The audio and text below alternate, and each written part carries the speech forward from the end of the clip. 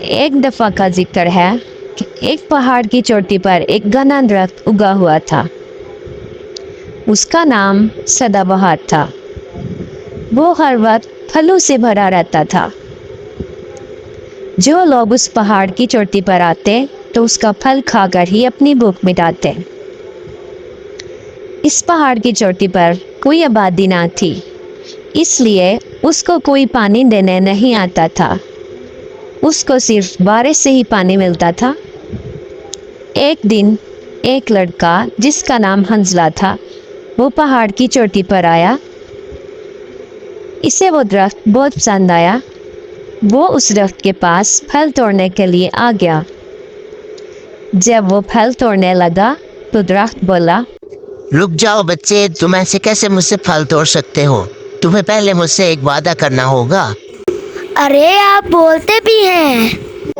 ہاں ہاں، کیوں نہیں، میں بولتا ہوں، میرا نام سدا بہار ہے۔ اگر تمہیں مجھ سے پھل چاہیے تو پہلے تمہیں مجھ سے ایک وعدہ کرنا ہوگا۔ بولو، تیار ہو؟ جی میں تیار ہوں، آپ بتائیں کیا وعدہ کرنا ہے۔ وعدہ کرو کہ تم مجھے پانی دینے آیا کرو گے اور میرا خیال رکھو گے۔ ہاں ٹھیک ہے، میں وعدہ کرتا ہوں، آپ بس مجھے جلدی سے پھل دے دیں۔ درخت نے بچے کو پھل دے دیے اور وہ خوشی خوشی پھل لے کر وہاں سے چلا گیا۔ چند مہینے گزرے تو وہی بچہ جس کا نام حنظلہ تھا دوبارہ پہاڑ کی چوٹی پر آیا اور پھر سے درخت سے پھل توڑنے لگا۔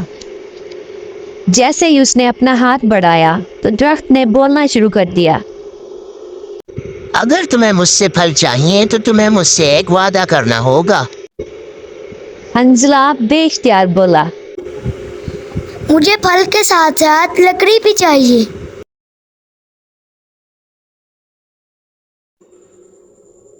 حنظلہ سدا بہار کو بھول چکا تھا، لیکن سدا بہار کو یہ بچہ یاد تھا اور اس نے کوئی گلہ نہ کیا۔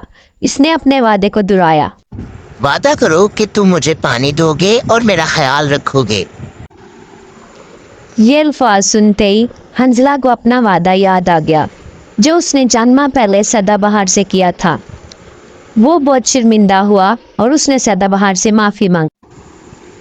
اے سدا بہار، مجھے معاف کر دو، میں بالکل بھول گیا تھا کہ میں نے تم سے کوئی وعدہ کیا ہے، لیکن آج کے بعد میں تمہارا بہت خیال رکھوں گا۔ پھر اس دن کے بعد حنظلہ سدا بہار کا بہت اچھے طریقے سے خیال رکھنے لگا۔ پیارے بچوں، یہ کہانی ہمیں سکھاتی ہے کہ ہمیں اپنے وعدوں کو پورا کرنا چاہیے۔ تو بچوں، آپ کو یہ کہانی کیسی لگی؟ کمنٹ سیکشن میں ضرور بتائیے گا اور ہمارے چینل کو بھی ضرور سبسکرائب کیجیے گا۔ شکریہ، اللہ حافظ۔